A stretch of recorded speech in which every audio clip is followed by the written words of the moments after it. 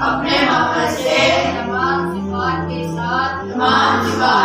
ساتھ ادا کرنے کو تجوید کہتے ہیں۔ مثلاً جن حروف کو موٹا پڑھا جاتا ہے انہیں موٹا پڑھا جائے، اور جن حروف کو باریک پڑھا جاتا ہے انہیں باریک پڑھا جائے۔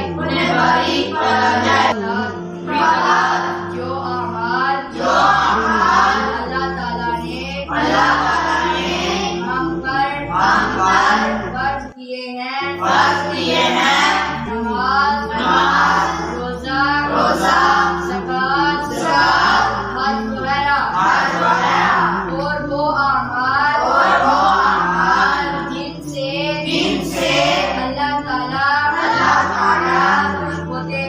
خوش ہوتے ہیں، قرآن کریم پڑھنا،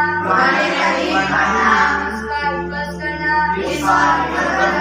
دین کا علم حاصل کرنا وغیرہ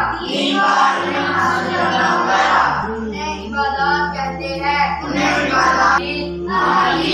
رسول اللہ صلی اللہ علیہ وسلم کی بتائی ہوئی باتوں اور آپ صلی اللہ علیہ وسلم کے کیے ہوئے کاموں کو احادیث کہتے ہیں۔ ہمارے نبی صلی اللہ علیہ وسلم کی زندگی کے حالات کو سیرت کہتے ہیں۔ ہمارے نبی صلی اللہ علیہ وسلم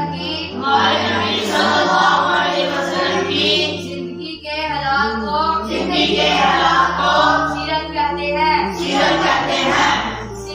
سیرت ہمارے نبی صلی اللہ علیہ وسلم کی